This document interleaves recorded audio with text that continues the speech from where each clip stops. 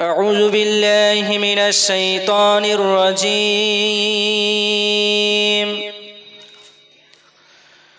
بسم الله الرحمن الرحيم.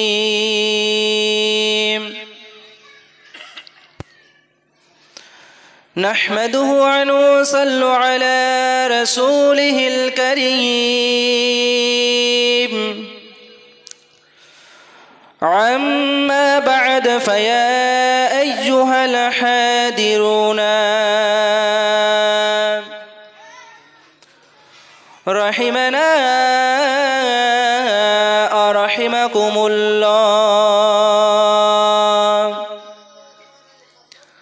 فقد قال الله تعالى في كلامه المجيد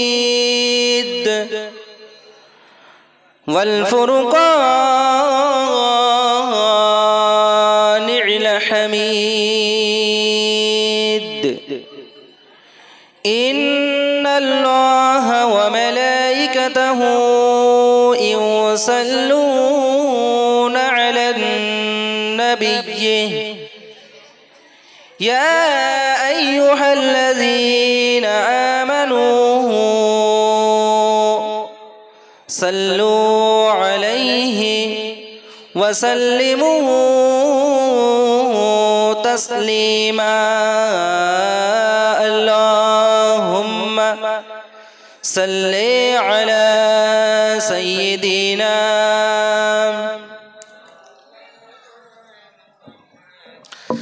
وعلى آل سيدنا.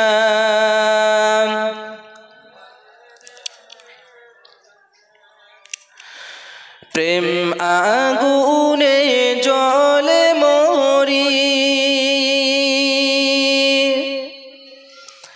প্রেম আগুনে জ্বলে মরি, ওহে রব্বানা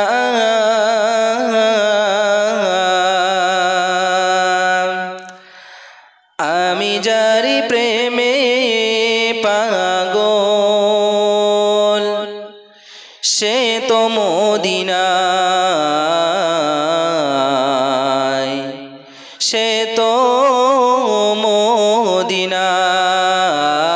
আল্লাহুম্মা সাল্লি আলা সাইয়্যিদিনা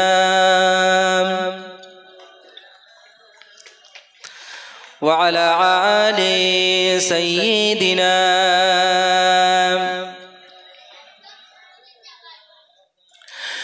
মন পাখিরে বলি তোরে উড়ে যা তুই সে শহরে,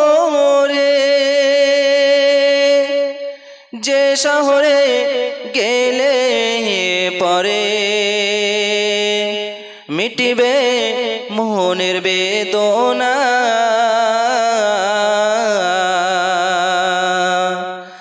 আমি যারি প্রেমে পাগল সে তো মদিনায়, সে তো মদিনায়। আল্লাহুম্মা সাল্লি আলা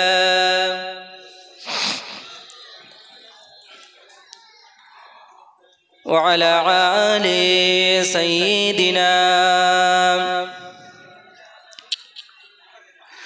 একটু গলে মাঝে কে লা ইলাহা ইল্লাল্লাহ, লা ইলাহা ইল্লাল্লাহ, লা ইলাহা ইল্লাল্লাহ মুহাম্মাদুর রাসূলুল্লাহ।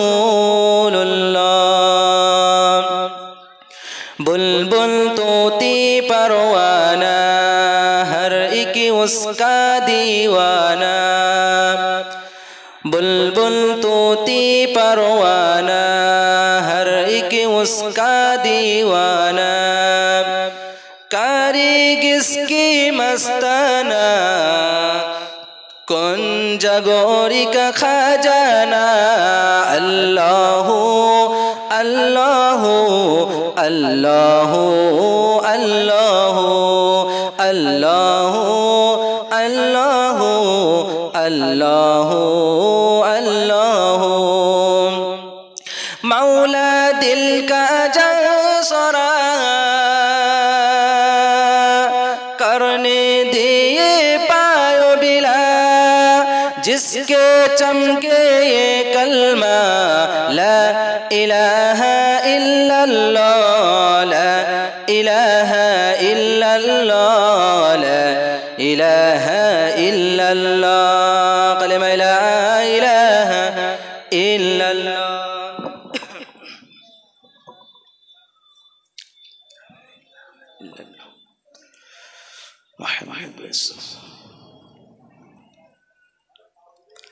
अल्हम्दुलिल्लाहि रब्बिल आलमीन अस्सलातु वस्सलामु अला अंबियाइ वल मुरसलीन व अला आलिहि व अस्हाबिहि अजमाइन फ़अऊज़ु बिल्लाहि मिनश शैतानिर रजीम बिस्मिल्लाहिर रहमानिर रहीम या अय्युहल्लज़ीना आमनू तूबू इलल्लाहि तौबतन नसूहा सदक़ल्लाहुल अज़ीम।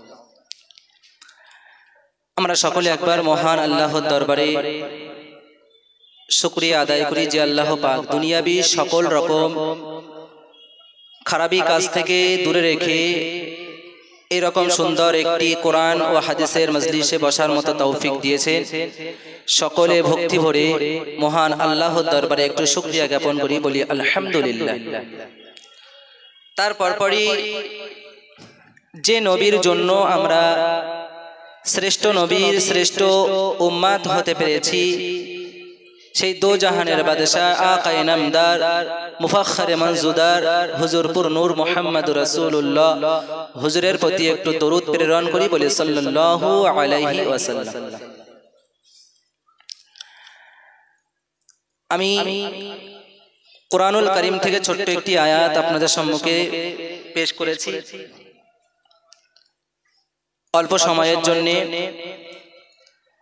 মহান আল্লাহ পাক কুরআনুল কারীমের মধ্যে জানিয়েছেন, যেহেতু আমরা যে মাসে আছি এই মাসটা হচ্ছে রজব মাস, এই মাসে তওবা ইস্তিগফারের অনেক ফজিলত,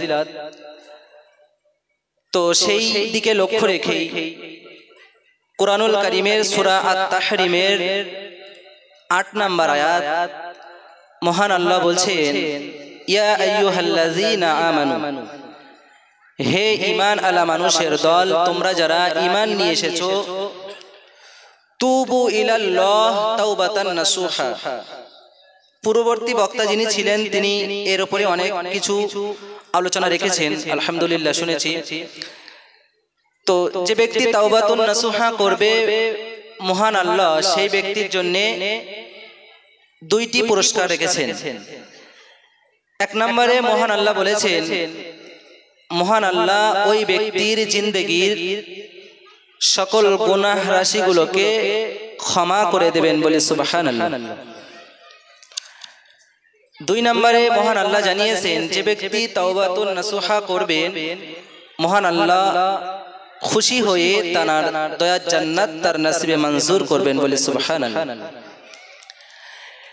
এই তওবার ব্যাপারে ইবনে মাজাহ শরীফের মধ্যে একটি হাদিসে এসেছে, রাসূল করিম সাল্লাল্লাহু আলাইহি ওয়াসাল্লাম বললেন, যে ব্যক্তি তওবা করলো, তওবা করার পরে ওই ব্যক্তিকে আল্লাহ পাক এমন বানিয়ে দেন যে তার জিন্দেগিতে আর একটাও গুনাহ বলে কোনো কিছুই থাকবে না, বলে সুবহানাল্লাহ। ইবনে মাজাহ তারপরে আরেকটি হাদিসের মধ্যে রাসূল করিম সাল্লাল্লাহু আলাইহি ওয়াসাল্লাম বলেন যে আমরা প্রত্যেকটি বনি আদম সকলেই গুনাহগার, তবে তাদের মধ্যে থেকে শ্রেষ্ঠ ব্যক্তি ওই ব্যক্তি যে ব্যক্তি কিনা তওবা করে তার নিজের গুনাহগুলিকে maaf করিয়ে নিল, বলে সুবহানাল্লাহ। তিরমিজি শরীফের একটি হাদিসে এসেছে, হাদিসটি মুসলিম শরীফেও এসেছে, বুখারী শরীফেও এসেছে। মুসলিম শরীফে একটু বড়, বুখারী শরীফে আরো বড়, আর তিরমিজি শরীফে একটু ছোট আছে। তো হাদিসে এসেছে রাসূল করিম সাল্লাল্লাহু আলাইহি ওয়াসাল্লাম বলছেন, একজন ব্যক্তি সফরে বার হয়েছে, তো সফরে বার হয়েছেন, সঙ্গে একটি সাওয়ারি নিয়েছেন এবং তাতে কিছু টাকা পয়সা, কিছু পানাহারের জন্য পানি এবং খাদ্য নিয়েছেন। তো মরুভূমি এলাকায় সফর করতে করতে মাঝখানের দিকে তিনি ক্লান্ত হয়ে পড়লেন।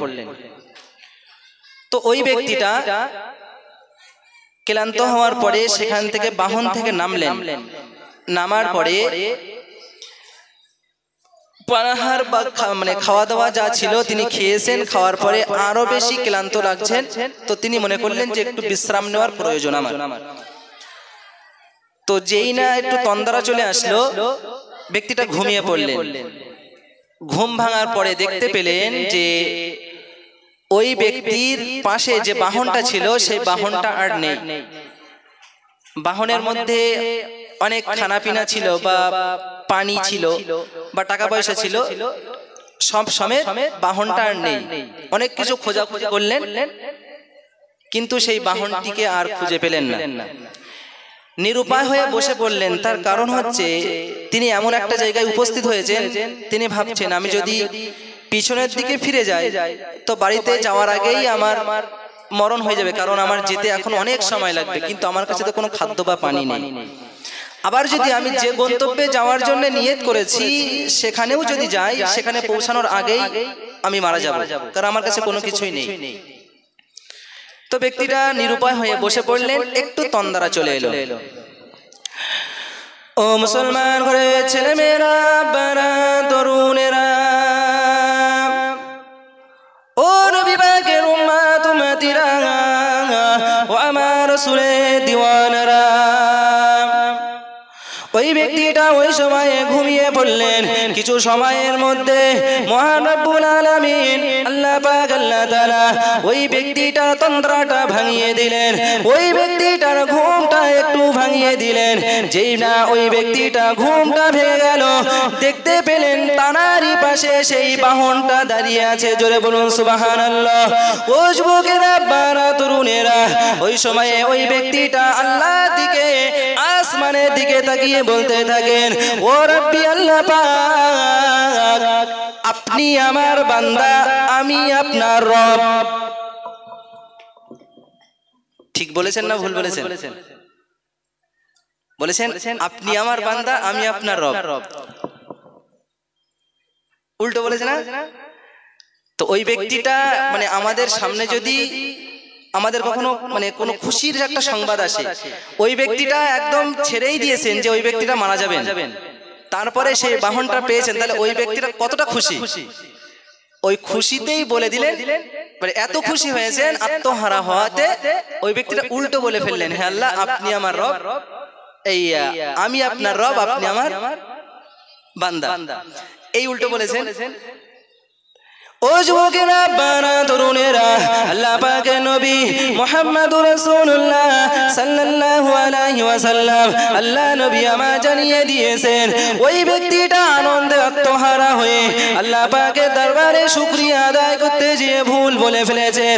আমার আল্লাহ পাক আল্লাহ তাআলা, আল্লাহর কোন বান্দা যখন তার গুনাহ থেকে গুনাহের জন্য তওবা করে, তার গুনাহের জন্য তওবা করার পরে সেই গুনাহ থেকে যখন কোন বান্দা মাফি পেয়ে যায়, আমার আল্লাহ পাক আল্লাহ তাআলা ওই বান্দার চেয়ে আরো বেশি খুশি হয়ে যান। জোরে বলুন সুবহানাল্লাহ। কে খুশি হয়ে যান? আমার আল্লাহ পাক ওই ব্যক্তি যতটা না খুশি হয়েছে তার থেকে আরো বেশি খুশি হয়ে যান কোন বান্দা যখন গুনাহ থেকে মাফি পেয়ে যায়। সুবহানাল্লাহ। ও যুবকেরা, বারা তরুণেরা, আল্লাহ নবী নূর নবী দয়া নবী, আল্লাহ নবী আমার হাদিস শরীফের মধ্যে জানিয়ে দিয়েছেন, ও আমার সাহাবারা, এমন একটা জামানা আমার উম্মত উম্মতিদের মধ্যে চলে আসবে, এমন একটা জামানা আমার উম্মত উম্মতিদের মধ্যে চলে আসবে, তারা গুনাহ করতে ভালোবাসবে, তওবা করার কথাটা তারা ভুলে যাবে, তারা গুনাহ করতে ভালোবাসবে, তওবা করার কথাটা তাদের মনে থাকবে না। ও যুবকেরা, আব্বারা তরুণেরা, আল্লাহ নবী এখান থেকে 1500 বছর আগে যে হাদিসটি তিনি বর্ণনা করেছেন, আমরা সেই জামানায় আছি কিনা? আমরা তওবা করতে ভালোবাসি, আমরা গুনাহ করতে ভালোবাসি, কিন্তু তওবা করার কথাটা আমরা ভুলে যাই। যে এখন তওবা করব না, আমাদের ছেলে মেয়ে বিয়ে হয়ে যাক, একেবারে তওবা করে একেবারে খাঁটি মুসলমান হয়ে যাব, এটাই আমরা নিয়ত করি, কিন্তু সেটা আর হয়ে ওঠে না। ও যুবকেরা, বারা তরুণেরা, আল্লাহ নবী নবী দয়ার নবীর একজন সাহাবা ছিলেন আবু লাইস সমরকন্দি রাহমাতুল্লাহ আলাইহি। তার কিতাব তানবিহুল গাফিলিন নামক একটি কিতাবের মধ্যে একদম শেষের দিকে তিনি দুইজন সাহাবীর ঘটনা লিখেছেন।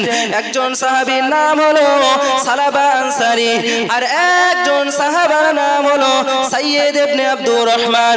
ও যুবকেরা, বারা তরুণেরা, আল্লাহ পাকের নবী যেই না তাবুকের যুদ্ধের দামামা বেজে গেল, তাবুকের যুদ্ধে দামামা যেই না বেজে গেল, আল্লাহ নবী সাহাবাদেরকে ডাক দিয়ে বললেন, ও আমার সাহাবারা, তোমরা যুদ্ধের জন্য তৈরি হয়ে যাও, তোমরা যুদ্ধের জন্য প্রস্তুতি নিয়ে নাও। ও যুবকেরা, বারা তরুণেরা, সাহাবারা যুদ্ধের জন্য প্রস্তুতি নিয়ে নিলেন, সাহাবারা যুদ্ধের জন্য তৈরি হয়ে গেলেন। ও যুবকেরা, বারা তরুণেরা, আল্লাহ নবীর ওই দুইজন সাহাবা হযরতে সালাবা আনসারী আর সাইয়্যিদ ইবনে আব্দুর রহমান রাদিয়াল্লাহু তাআলা আনহুমা, দুইজন মিলে আল্লাহ নবী দুইজন সাহাবা পরামর্শ করতে লাগলেন। না না না না না, আল্লাহ নবী আমার হাদিস শরীফের মধ্যে জানিয়েছেন, তোমরা তোমাদের বাড়িতে বৃদ্ধ বৃদ্ধাদেরকে তোমরা দেখভাল করো, তোমরা তোমাদের বাড়ির মহিলাদেরকে তোমরা দেখভাল করো, তোমরা তোমাদের বাড়ির ছোট ছোট বাচ্চাদেরকে তোমরা দেখভাল করো। আবার সেই নবী তো অন্য হাদিসের মধ্যে জানিয়েছেন, যুদ্ধের দামামা যেই না বেজে যাবে, যুদ্ধের দামামা যেই না বেজে যাবে, তোমরা যুদ্ধের জন্য প্রস্তুতি নিয়ে নাও, ইসলামকে জয়যুক্ত করার জন্য তোমরা যুদ্ধের ময়দানে হাজির হয়ে যাও। তাবুকের যুদ্ধের দামামা বেজে গেছে, আল্লাহ রাসূল সাহাবাদেরকে যুদ্ধে যাওয়ার জন্য প্রস্তুতি গ্রহণ করতে বললেন। দুইজন সাহাবা তারা বলছেন, আল্লাহ রাসূল একবার বলেছেন যে তোমরা তোমাদের পরিবার পরিজনের পাশে থাকো, আবার সেই নবী বলেছেন যে তোমরা যুদ্ধের দামামা বেজে গেলে যুদ্ধে হাজির দাও।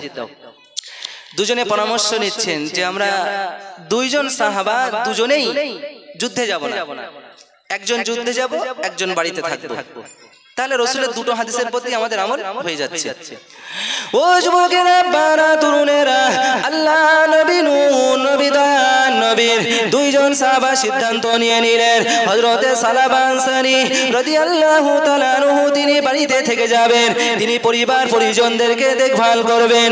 ও যুবকেরা, বারা তরুণেরা, আর সাইয়্যিদ ইবনে আব্দুর রহমান তিনি যুদ্ধের ময়দানে যাবেন, তিনি যুদ্ধের ময়দানে চলে যাবেন। তিনি সাহাবা সালাবা আনসারীকে ডেকে বললেন, ও আমার সাথী ভাই, আপনি বাড়িতে থাকবেন, আমার বাড়ির এই এই কাজগুলিকে আপনি করবেন, আমার বাড়ির পরিবারের সকলকে দেখভাল করবেন। আমি আল্লাহ রাসূলের ডাকে যুদ্ধের ময়দানে চলে গেলাম। ও যুবকেরা, বারা তরুণেরা, আল্লাহ পাকের কাছে ইবলিস শয়তান তো প্রতিজ্ঞাবদ্ধ হয়ে রয়েছেন, প্রতিজ্ঞাবদ্ধ হয়ে আছেন, ও রব্বি আল্লাহ পাক, আপনার কোন উম্মত, আপনার কোন বান্দা বান্দি কি করে জান্নাতে যেতে পারে আমি দেখব, আমি তাদেরকে জাহান্নামে নিয়ে যাব, কি করে তারা জান্নাতে যেতে পারে এটা আমি দেখব। ও যুবকেরা, বারা তরুণেরা, সাইয়্যিদ ইবনে আব্দুর রহমান রাদিয়াল্লাহু তাআলা আনহু তিনি যুদ্ধের ময়দানে চলে গেলেন, সালাবা আনসারী বাড়িতে রয়ে গেলেন। ইবলিস শয়তান ওয়াসওয়াসা দিতে লাগলেন, ইবলিস শয়তান কুমন্ত্রণা দিতে লাগলেন, ইবলিস শয়তান ধোঁকা দিতে লাগলেন। ও আল্লাহ নবী, সাহাবা সালাবা, ঘরের মধ্যে দেখো না, আপনার ওই ঘরের মধ্যে কে যেন আপনাকে ডাকাডাকি করছেন, কে যেন একজন আপনার ঘরের ভিতরে আপনাকে ডাকাডাকি করছেন। ও যুবকেরা, বারা তরুণেরা, হযরতে সালাবা আনসারী রাদিয়াল্লাহু তাআলা আনহু যেই না পর্দায় হাত দিয়েছেন, বুঝতে পারলেন তানার পর্দার ভিতরে কোনো একজন দাঁড়িয়ে রয়েছেন, তানার গায়ে তানার হাত লেগেছেন। সালাবা আনসারী তিনি সৈয়দ ইবনে আব্দুর রহমান রাদিয়াল্লাহু তাআলা আনহুর বাড়িতে আছেন আর ইবলিস শয়তান ওয়াসওয়াসা দিচ্ছেন। তো আল্লাহ নবী সেই সাহাবী সালাবা আনসারী যেই না পর্দাটা খুলে দরওয়াজা খুলতে যাবেন, বুঝতে পারলেন যে কোনো একজনের গায়ে আমার হাত লেগেছে। পর্দাটা খুলে দেখলেন সেটি অন্য আর কেউ নয়, সেটা হচ্ছে তার বন্ধুর স্ত্রী তথা সৈয়দ ইবনে আব্দুর রহমানের স্ত্রী। তার গায়ে হাত লেগে গেছে। ও মুসলমান ঘরে ছেলেমেয়েরা, বারা তরুণেরা, ও নবী পাকের উম্মত উম্মতিরা, ও আমার রাসূলের দিওয়ানারা, আল্লাহ নবী সাহাবারা যেই না কোনো গুনাহ করে ফেলতেন, তারা তৎক্ষণাৎ তওবা নামিয়ে সাপটাকে দিয়ে তাদের অন্তরটা পরিষ্কার করার চেষ্টা করতেন। ও যুবকেরা, বারা তরুণেরা, আল্লাহ নবীর ওই সাহাবাটা তিনি ঘর থেকে বার হয়ে গেলেন। না না না না না, আমার এখন আর কোনো কাজ নয়, আমার শুধু একটাই কাজ, কি করে এই গুনাহ থেকে আমি মাফি পাইব, কি করে আমি এই গুনাহ থেকে আল্লাহ তাআলা দরবারে মাফি পাইব। ও যুবকেরা, বারা তরুণেরা, আল্লাহ নবীর ওই সাহাবাটা হযরতে সালাবা আনসারী রাদিয়াল্লাহু তাআলা আনহু চলে গেলেন। তিনি পাহাড়ের নিরিবিলি নিরালা অঞ্চলে চলে গেলেন। সেখানে গিয়ে আল্লাহর দরবারে রোমাজারি করতে লাগলেন।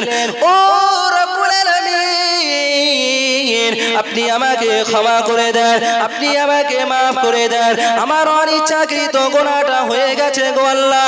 আপনি যদি না ক্ষমা করেন, আপনি যদি না মাফ করেন, আপনার 3000 বছরের প্রজ্বলিত ওই জাহান্নাম না না না আমি সহ্য করতে পারবো না। আপনি আমাকে ক্ষমা করে দেন, আপনি আমাকে মাফ করে দেন। আল্লাহ নবী সাহাবা কয়টি গুনাহ করেছেন? একটি গুনাহ করেছেন না? ওই একটি গুনাহ করার কারণে বাড়ি থেকে বার হয়ে গেলেন। বাড়ি থেকে বার হয়ে পাহাড়ের নিরিবিলি নিরালয় অঞ্চলে চলে গেলেন। গিয়ে ভীষণ কান্না করছেন, হে আল্লাহ, আপনি আমাকে ক্ষমা করেন। আপনি যদি ক্ষমা না করেন তাহলে আপনার ওই 3000 বছর ধরে প্রজ্বলিত যে জাহান্নাম, ওই জাহান্নামের আগুন আমি সহ্য করতে পারবো না। সাহাবারা এমন করতেন, যেমন একটা উদাহরণ স্বরূপ, যদি সাদা কোনো কাপড়ে কালো দাগ পড়ে যায় বুঝতে পারা যাবে, সহজেই বোঝা যাবে। কিন্তু কোনো কালো কাপড়ে যদি দাগ পড়ে, এই কালো যে বক্স দেখতে পাচ্ছেন ওখানে একটা কালো কালির দাগ পড়লে কি বুঝতে পারবো? বোঝা যাবে না। আর যখনই আমাদের সাদা এতে যখন দাগ পড়বে, আমরা সঙ্গে সঙ্গে চেষ্টা করব কিভাবে সেটাকে তোলা যায়। কিন্তু কালো কাপড়ে যদি দাগ পড়ে সেটাকে আমরা তুলতে, ও লেগে গেছে, ও বোঝা যাচ্ছে না। তো সাহাবাদের অন্তর এতটা পরিষ্কার, এতটা মানে স্বচ্ছ যে একটা গুনাহ যে না তাদের দ্বারা হয়ে যেতেন, তৎক্ষণাৎ তারা চেষ্টা করতেন কিভাবে তওবা নামীয় সার্ফটাকে দিয়ে আমরা ওটা পরিষ্কার করতে পারি। কিভাবে সেটা তওবা নামীয় সার্ফটাকে দিয়ে পরিষ্কার করব। তিনি চলে গেলেন, কান্না করছেন, অটোমেটিক কান্না করছেন। এদিকে তাবুকের যুদ্ধ শেষ হয়ে গেল। তাবুকের যুদ্ধে গিয়েছিলেন, যুদ্ধ শেষ হয়ে গেছে, সাহাবারা সবাই চলে আসলেন। রাসূল করিম সাল্লাল্লাহু আলাইহি ওয়াসাল্লাম যুদ্ধের ময়দান থেকে ফিরে আসলেন। ও যুবকেরা, বারা তরুণেরা, আল্লাহ নবী নবী দয়া নবী যুদ্ধের ময়দান থেকে ফিরে আসলেন। সাহাবা সৈয়দ ইবনে আব্দুর রহমান রাদিয়াল্লাহু তাআলা আনহু তিনিও ফিরে আসলেন। তিনি সুটান বাড়িতে চলে আসলেন। তার স্ত্রীকে ডাক দিয়ে বললেন, ও আমার স্ত্রী, বলো না বলো, আমার সেই বন্ধু সালাবা কোথায় রয়েছে?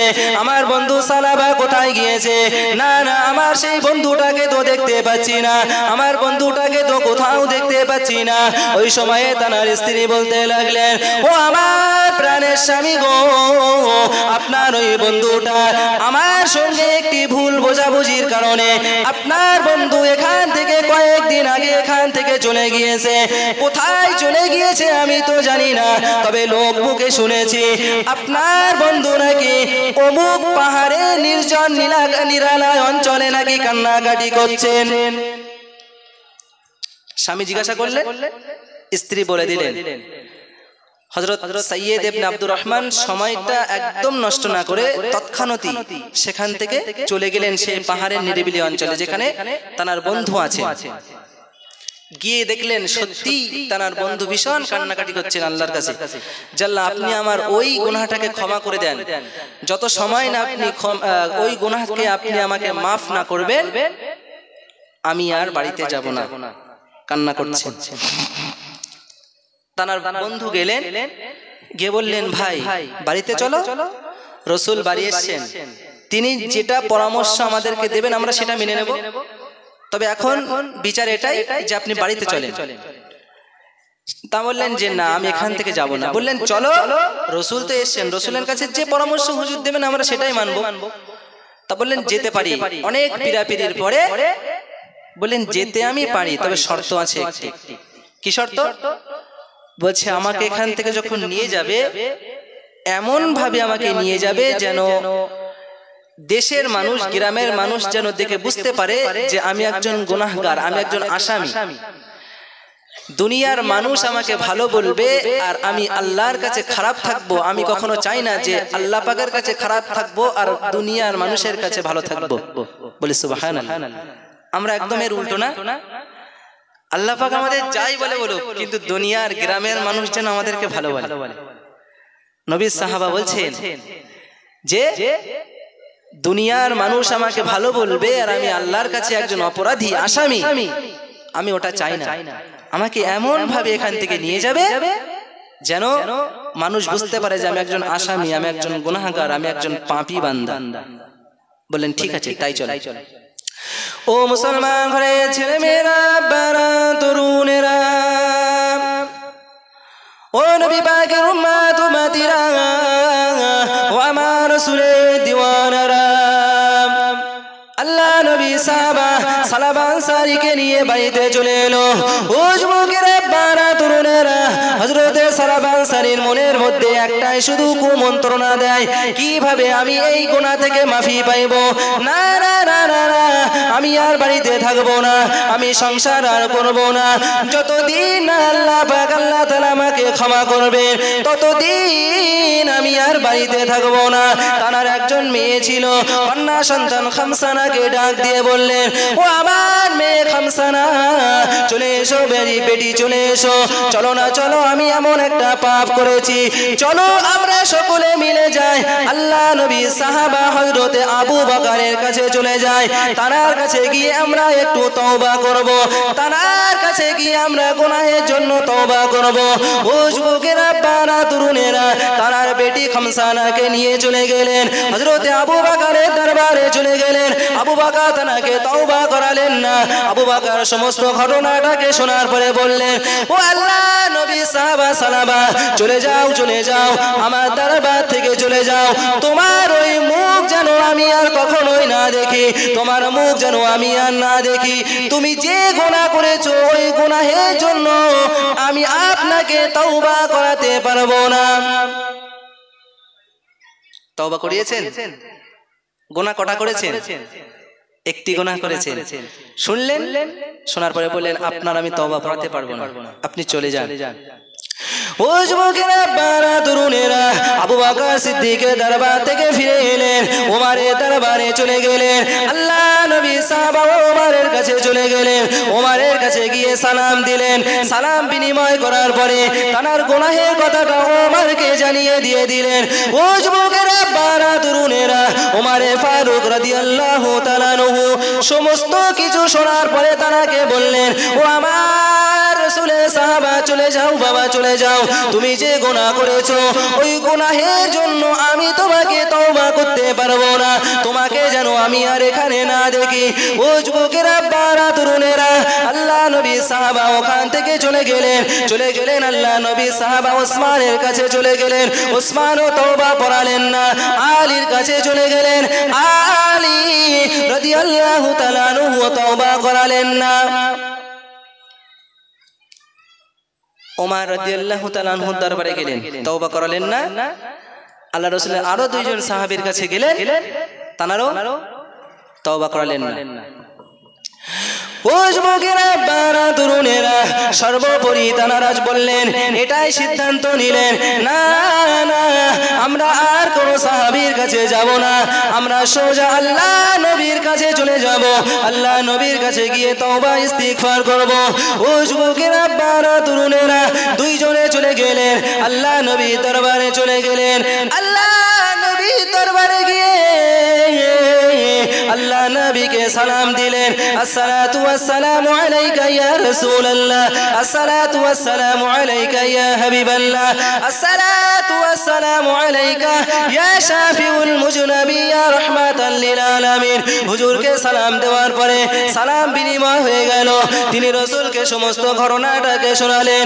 ও যুবকেরা, বারা তরুণেরা, আল্লাহর রাসূলও তারাকে তওবা করালেন না, আল্লাহর রাসূলও তারাকে তারা দরবার থেকে দাঁড়িয়ে দিলেন, আল্লাহর রাসূলও তাকে তওবা করালেন না।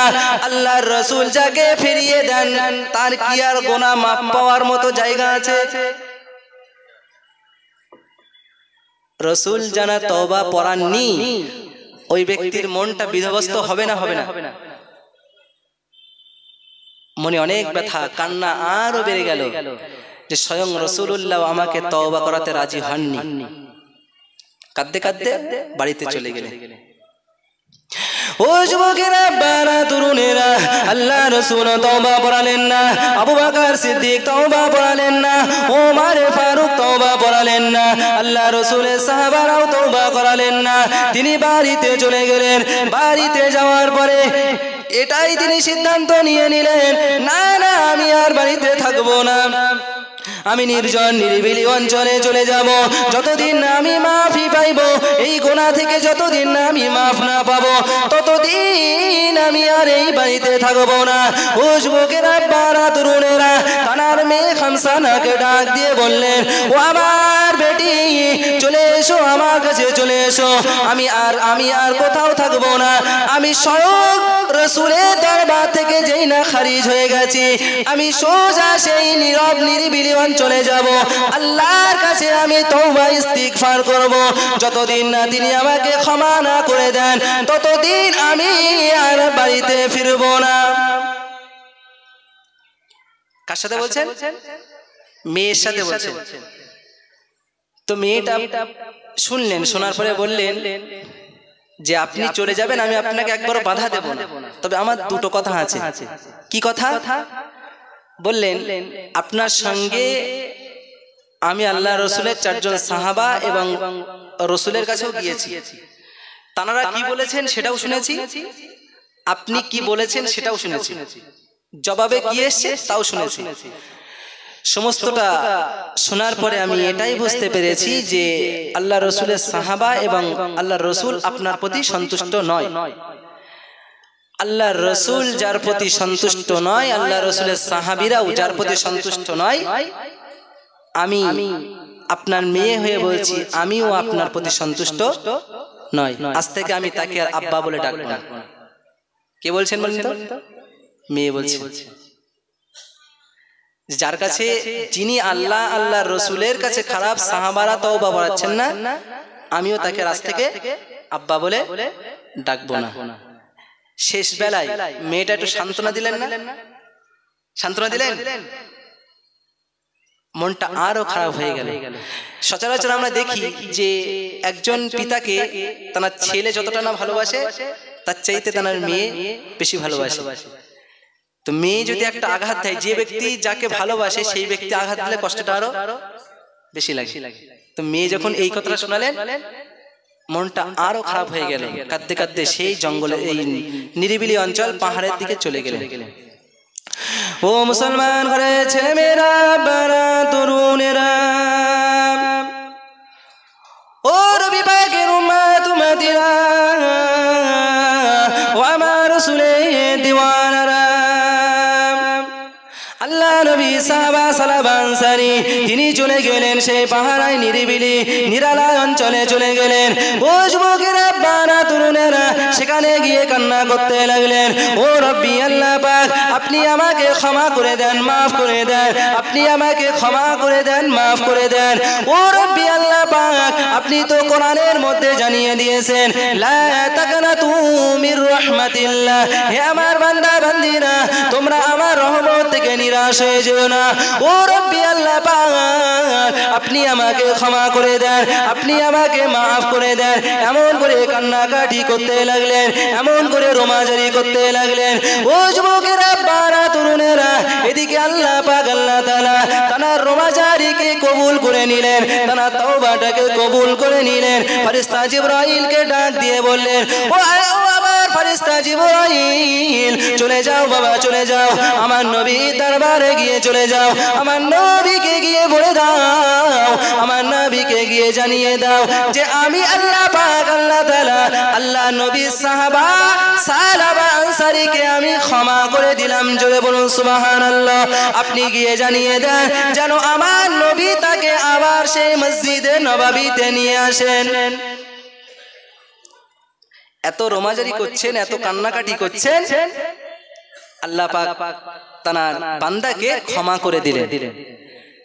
যখন রাসূল সাল্লাল্লাহু আলাইহি সাল্লামকে জানিয়ে দেওয়া হলো, রাসূল সঙ্গে সঙ্গে কয়েকজন সাহাবাকে প্রস্তুতি নিয়ে নিলেন যে সাহাবারা তোমরা এই কজন তৈরি হয়ে যাও, গিয়ে আমার ওই সাহাবা, অমুক সাহাবা যাকে আমি তওবা পড়াইনি, আমার সাহাবারাও তওবা পড়ায়নি, মহান আল্লাহ তাকে ক্ষমা করেছে, তাকে অতি সম্মানে সসম্মানে তাকে আমার দরবারে হাজির করো।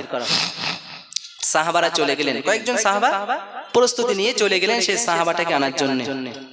ও যুবকেরা, বারা তরুণেরা, আল্লাহ নবীর কয়েকজন সাহাবা চলে গেলেন, আল্লাহ নবীর সাহাবারা চলে গেলেন হযরতে সালাবা আনসারীকে নিয়ে আসার জন্য। ও যুবকেরা, বারা তরুণেরা, যাওয়ার সময় দেখতে পেলেন একজন রাখালের সঙ্গে দেখা হয়ে গেল। তিনি ওই দিক থেকে ছাগল, গরু, মেষ, দুম্বা নিয়ে ফিরে আসছেন। ওই রাখালটাকে জিজ্ঞাসা করা হলো, ও রাখাল, বলো না, বলো আল্লাহ নবী সাহাবা সালাবা আনসারীকে কি তুমি দেখতে পেয়েছো? সালাবা আনসারীর খোঁজ কি তুমি জানো? ও যুবকেরা, বারা তরুণেরা, রাখাল ওই সময়ে জবাব দিয়ে বললেন, ও আল্লাহ রাসূলের সাহাবারা, কে সালাবা আনসারী আমি চিনি না, কে সালাবা আমি জানি না, তবে একজন যিনি আছেন তাকে কি আপনারা খুঁজছেন, যিনি কিনা জাহান্নাম থেকে পালিয়েছেন। কোথা থেকে পালিয়েছেন? জাহান্নাম থেকে। কেন জাহান্নাম থেকে পালিয়েছেন বলছেন? সাহাবারা হতভাগ্য হয়ে জিজ্ঞাসা করলেন যে আপনি এমন কথা বলছেন কেন? ও যুবকেরা, বারা তরুণেরা, ওই সময় ওই রাখালটা বলতে লাগলেন, আমি কয়েক বছর এখানে গরু, মেষ, দুম্বা চড়াই, তার মধ্যে দেখতে পেয়েছি ওই বান্দাটা এত কান্নাকাটি করে, এত রোমাজারি করে। আমি দেখেছি ওই বান্দাটা সকল সময় কান্নাকাটি করে। আল্লাহ পাক আল্লাহ তাআলা হয়তো তাকে জাহান্নামে দিচ্ছিলেন। ওই বান্দাটা কান্নাকাটি করার কারণে আল্লাহ পাক আল্লাহ তাআলা তাকে হয়তো জাহান্নাম থেকে বাঁচিয়ে জান্নাতের নসিব মঞ্জুর করেছেন। বলি সুবহানাল্লাহ। বলছে তিনি এত কান্নাকাটি করেছেন, হয়তো আল্লাহ পাক তাকে মানে ক্ষমা করে দিয়েছেন এবং ক্ষমার বদৌলতে তাকে জাহান্নাম থেকে বার করে জান্নাত তার জন্য কবুল করেছেন। তাই আমি এটা বললাম। তা বলে, হ্যাঁ ওই বান্দাটাকে আপনি দেখেছেন? তা বলেন, হ্যাঁ আছে। কোথায়? বলেন অমুক জায়গায় পাহাড়ের একদম নিম্ন দেশে তিনি আছেন, কান্নাকাটি করছেন এখন। সাহাবারা গেলেন, গিয়ে দেখলেন যে ওখানে ওই সালাবা আনসারী বসে আছে। বলেন, ভাই চলো, আল্লাহর রাসূল আপনাকে ডাক দিয়েছেন, স্বয়ং মহান আল্লাহ পাক আপনাকে ক্ষমা করে দিয়েছেন। বলে সুবহানাল্লাহ। ও মুসলমান ঘরের ছেলেমেয়েরা, বারা তরুণেরা, আল্লাহ রাসূলের ওই সাহাবা সালাবা আনসারী ওখান থেকে চলে আসলেন। বিশ্ব নবীর দরবারে তাকে নিয়ে আসা হলো। আল্লাহ নবীর দরবারে যেই না নিয়ে আসা হলো, দেখা যাচ্ছে ওখানে আবুল আইস সমরকন্দি রাহমাতুল্লাহ আলাইহি জানিয়েছেন, ওই সময় আল্লাহ রাসূল আমার সাহাবাদেরকে নিয়ে সূরা তাকাসুরের তাফসীর করাচ্ছিলেন, সূরা তাকাসুরের তাফসীর করাচ্ছিলেন।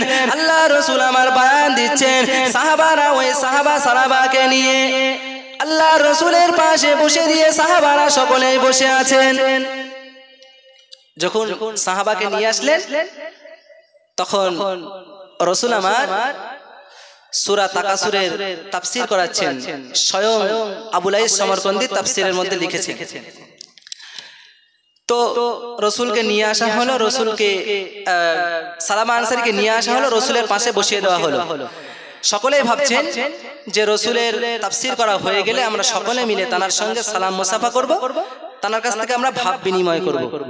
কিন্তু দেখা গেল আল্লাহ রসুলের সেই মজলিসে বায়ান শেষ হওয়ার আগে আগেই সেই সালামা আনসারী ইন্তেকাল করেছেন। ইন্না লিল্লাহি ওয়া ইন্না ইলাইহি রাজিউন। ভাব বিনিময় করার হলো না, কথাবার্তা বলা হলো না, সেখানেই ইন্তেকাল করেছে। ও যুবকেরা, বারা তরুণেরা, আল্লাহ রসুলের সাহাবারা কান্না করতে লাগলেন, আল্লাহ রসুলের সাহাবারা রোমাজারি করতে লাগলেন। না না, আল্লাহ পাক জানাকে ক্ষমা করে দিয়েছেন, আল্লাহ রসুল জানাকে তওবা করাননি, স্বয়ং আল্লাহ পাক আল্লাহ তাআলা তানাকে ক্ষমা করে দিয়েছেন। তানার সঙ্গে আমাদের ভাব বিনিময় করা হলো না, তানার সাথে আমাদের একটু ভাব বিনিময় করা হলো না। আল্লাহ রসুল সাহাবাদেরকে বলতে লাগলেন, ও আমার সাহাবারা, তোমরা কান্নাকাটি করো না বাবা, তোমরা কান্নাকাটি করো না। আমার সাহাবাকে তোমরা জানাজার নামাজ পড়ানোর জন্য তৈরি করে নাও, তাকে গোসল দিয়ে কাফনের কাফন পরিয়ে নাও। ও যুবকেরা, বারা তরুণেরা, আল্লাহ রসুলের সাহাবারা তাকে গোসল দিয়ে কাফনের ব্যবস্থা করে নিলেন, তাকে নিয়ে জানাজার জন্য মাঠে নিয়ে যাওয়া হলো। আল্লাহ রসুল আমার ঘর থেকে বার হন না, অনেক পরে রসুল আমার ঘর থেকে বার হয়ে পড়লেন। ঘর থেকে বার হওয়ার পরে সাহাবারা বর্ণনা করেন, আল্লাহ রসুল আমার ঘর থেকে বার হওয়ার পরে এমন ভাবে পা দুকানি ফেলছেন, আল্লাহ রসুল স্বাভাবিক ভাবে পা দুকানি ফেলছেন না, আঙুলের উপরে ভর দিয়ে রসুল আমার লাফিয়ে লাফিয়ে লাফিয়ে লাফিয়ে হাঁটতে হাঁটতে আল্লাহ রসুল আমার জানাজার ময়দান পর্যন্ত পৌঁছেছেন। রসুল অনেক পরে বার হয়েছেন, কিন্তু স্বাভাবিকভাবে রসুল হেঁটে হেঁটে যাচ্ছেন না, আঙুলের ওপর ভর দিয়ে দৌড়াতে দৌড়াতে যাচ্ছেন। সাহাবারা রসুলকে এতটা ভালোবাসতেন যে রসুলের পায়ে একটা কাঁটা ফুটলেও সাহাবারা সহ্য করতে পারতেন না, এমন ছিলেন সাহাবারা। তো সাহাবারা রসুলের ব্যথা পেয়েছে বলে রসুলকে, মানে হয়তো রসুল ব্যথা পেয়েছে তাই রসুলকে জিজ্ঞাসা করছেন, হুজুর আপনার পায়ে কি কোনো ব্যথা পেয়েছেন আপনি, না পায়ে কোনো কিছু হয়েছে? ও যুবকেরা, বারা তরুণেরা, সাহাবারা আল্লাহ রসুলকে জিজ্ঞাসা করলেন, ইয়া রাসূলুল্লাহ, ইয়া হাবিবাল্লাহ, হুজুর আপনার পায়ে কি কোনো ব্যথা পেয়েছেন, আপনার পায়ে কি কোনো সমস্যা হয়েছে? ও যুবকেরা, বারা তরুণেরা, আল্লাহ রসুল আমার ওই সময়ে সাহাবাদেরকে বললেন, ও আমার সাহাবারা, আমি যা দেখতে পাই তোমরা তা দেখতে পাও না বাবা, আমি যা দেখতে পাই তোমরা তা দেখতে পাও না বাবা। ও আমার সাহাবারা, আমি দেখতে পেলাম আমার সাহাবা সালাবা আনসারী একটা গুনাহ করার কারণে, আমার সাহাবা সালাবা আনসারী একটা গুনাহ করার কারণে আল্লাহ পাক আল্লাহ তাআলা তাকে ক্ষমা করে দিয়েছেন। শুধু ক্ষমা করে দিয়েছেন তাই নয়, আল্লাহ পাক আল্লাহ তাআলা তার জানাজার নামাজে হাজারে হাজারে ফেরেশতা তার জন্য নাজিল করেছেন। জোরে বলুন। বলছে আল্লাহ পাক তাকে শুধু ক্ষমা করেছেন তাই নয়, তার জন্য হাজারে হাজারে ফেরেশতা জমিনে পাঠিয়ে দিয়েছেন।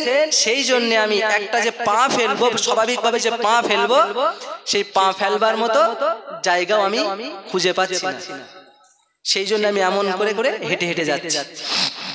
আমি শুরুতে যে হাদিসটা বলেছিলাম যে রসুল মহান আল্লাহ পাক যখন কোনো বান্দা গুনাহ থেকে মাফি পেয়ে যায়, ওই বান্দা মানে আল্লাহ পাক ওই বান্দার উপর এতটা খুশি হয় যেমন একজন বান্দা তার বাহনটা পেয়ে যাওয়ার পরে আল্লাহর কাছে শুকরিয়া উল্টো করেছিলেন।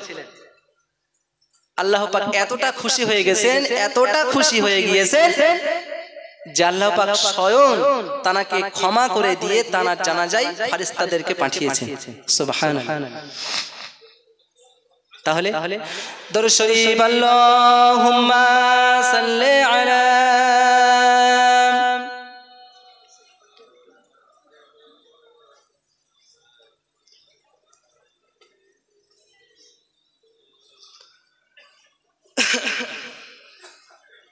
আল্লাহুম্মা সাল্লি আলা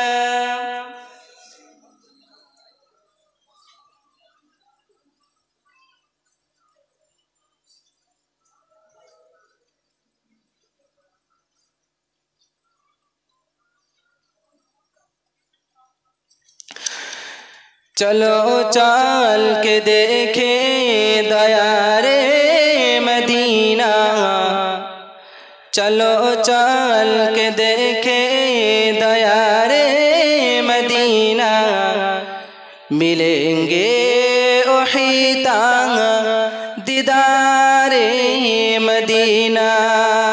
चलो चल के देखे दयारे मदीना, मिलेंगे ओहिता दीदारे मदीना। मदीना मदीना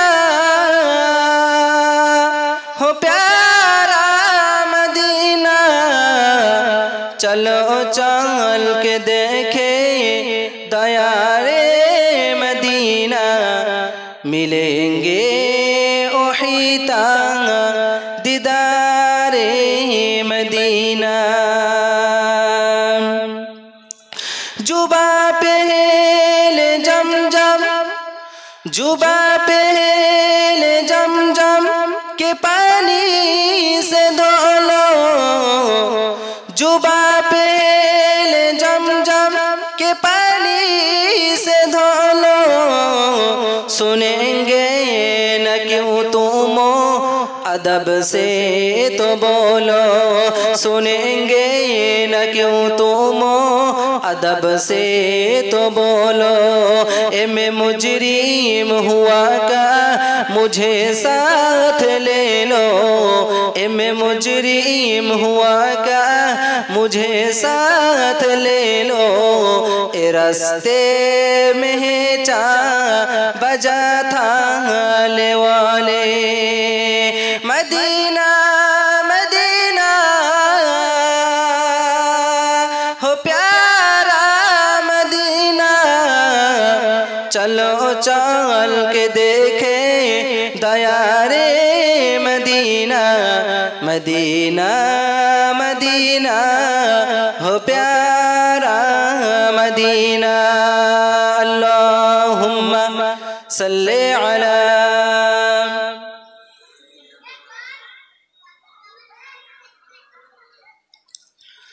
व अला आले सय्यिदिना।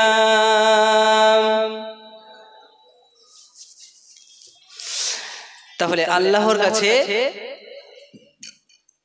কোন বান্দা যখন গুনাহ করে আল্লাহর কাছে রোমাজারির মাধ্যমে তওবা ইস্তিগফার তাওবাতুন নাসুহা করে যদি ক্ষমা চায়, তার মাফি পাইবার যদি প্রবণতা থাকে, তাহলে আল্লাহ পাক তাকে ক্ষমা করে দেন। এটা হচ্ছে আমার আল্লাহর রাসূলের একটি ফাজাইল। রাসূল করিম সাল্লাল্লাহু আলাইহি সাল্লাম তিনি কান্না করেছিলেন, সেই জন্য আল্লাহ পাক এটা আমাদের জন্য দিয়েছেন। ও যুবকেরা, বারা তরুণেরা, আল্লাহ নবী নবী দয়া নবী আল্লাহ নবী আমার একদিন কান্না করছেন, এক জায়গায় বসে বসে রোমাজারি করছেন। ও যুবকেরা, বারা তরুণেরা, আল্লাহ নবী আমার কান্না করছে। ও রব্বি আল্লাহ পাক, আমার উম্মাতিরা যদি আমার উম্মাতিরা যদি পূর্ববর্তী নবীর উম্মাদের মতো যদি ওই সমস্ত গুনাহের কাজগুলি যদি করে, আপনি কি তাদেরকে পূর্ববর্তী নবীর উম্মাদের মতো কি এদেরকেও ধ্বংস করে দেবেন? আপনি কি এদেরকেও আযাব আর গজব দিয়ে ধ্বংস করে দেবেন? ও যুবকেরা, বারা তরুণেরা, আল্লাহ নবী আমার কান্না করছেন, কিন্তু আল্লাহ নবীর কান্না তো আল্লাহ পাক সহ্য করতে পারেন না। আমার আল্লাহ পাক আল্লাহ তাআলা তো সইতে পারেন না। আমার আল্লাহ পাক আল্লাহ তাআলা হযরত ফেরেশতা জিবরাইলকে পাঠিয়ে দিলেন। ও ফেরেশতা জিবরাইল, চলে যাও চলে যাও চলে যাও, আমার নবী দরবারে একটি ওহির রুমাল নিয়ে চলে যাও। ও যুবকেরা, বারা তরুণেরা, আল্লাহ পাকের নবী দরবারে ফেরেশতা জিবরাইল চলে এলেন। আল্লাহ নবী দরবারে এসে আল্লাহ পাকের ফেরেশতা কোরআনের আয়াত নাজিল করে বললেন, ওমা কান আল্লাহু মুআয্যিবাহুম ওয়া আনতা ফীহিম। ও যুবকেরা, বারা তরুণেরা, আল্লাহ পাক আল্লাহ তাআলা জানিয়ে দিয়েছেন, ও আমার হাবিব, তুমি কান্না করো না, তোমার কান্না আমি আল্লাহ সহ্য করতে পারি না, তোমার কান্না আমি আল্লাহ সইতে পারি না, তুমি রোমাজারি বন্ধ করে দাও। ও আমার হাবিব, যতদিন তুমি এই দুনিয়ার জমিনে থাকবে, যতদিন তুমি এই ধরার ধুলিতে থাকবে, ততদিন যদি তোমার উম্মাত উম্মাতিরা তোমার উম্মাত উম্মাতিদেরকে আমি আল্লাহ পাক আল্লাহ তাআলা আযাব আর গজব দিয়ে ধ্বংস করে দেব না। জোরে বলুন সুবহানাল্লাহ। ও যুবকেরা, বারা তরুণেরা, আল্লাহ নবী আমার আরো কান্না করতে লাগলেন, ও রব্বি আল্লাহ পাক, যতদিন আমি এই দুনিয়ার জমিনে থাকবো, যতদিন আমি এই ধরার ধুলিতে থাকবো, ততদিন আপনি তো আমার উম্মাত আর উম্মাতিকে তো আযাব গজব দিয়ে ধ্বংস করে দেবেন না। কিন্তু যে দিনে আমি এই দুনিয়ার জমিনে থাকবো না, যেদিনে আমি এই ধরার ধুলিতে থাকবো না, সেই দিন আমার উম্মাত উম্মাতিরা যদি পাহাড় সমান পাপ কাজ যদি তারা করে, তারা যদি পূর্ববর্তী নবীর উম্মাতদের মতো পাপ কাজগুলি করে, আপনি কি তাদেরকে আযাব আর গজব দিয়ে কি ধ্বংস করে দেবেন? ও যুবকেরা, বানা তরুণেরা, আল্লাহ নবী আমার এটার জন্য কান্না করতে লাগলেন। মহান রব্বুল আলামিন কোরআন শরীফে তারপরে আরেকটি আয়াত নাজিল করে বললেন, ওমা কানাল্লাহু লিইউযিবাহুম ওয়া হুম ইস্তাগফিরুন। ও আবার নবী শুনে রেখে দাও, আমি আল্লাহ পাক আল্লাহ তাআলা জানিয়ে দিয়ে দিলাম, আপনার উম্মাত উম্মাতিরা আপনি দুনিয়ার জমিনে না থাকার বেলায়, আপনি যখন দুনিয়ার জমিনে থাকবেন না, আপনি যখন এই ধরার ধুলিতে থাকবেন না, তারা যদি পাহাড় সমান পাপ কাজ করার পরে একটা বার যদি খালেস অন্তরে আমি আল্লাহ আমার কাছে যদি তওবা ইস্তিগফার করে, আমি আল্লাহ পাক আল্লাহ তাআলা তাদেরকে আযাব আর গজব দিয়ে ধ্বংস করব না। জোরে বলুন সুবহানাল্লাহ।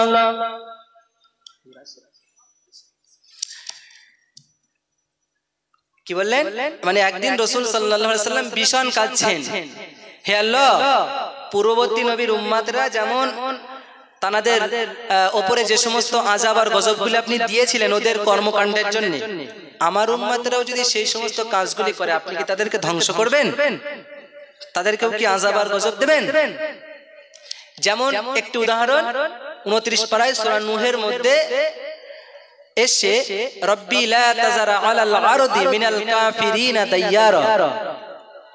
নবী নূহ আলাইহিস সালাম তার উম্মতকে যখন আর পাচ্ছেন না, তখন আল্লাহকে বলছেন, আল্লাহ আমি আর আমার উম্মতদেরকে নিয়ে পারছি না, আপনি এদেরকে ধ্বংস করে দেন।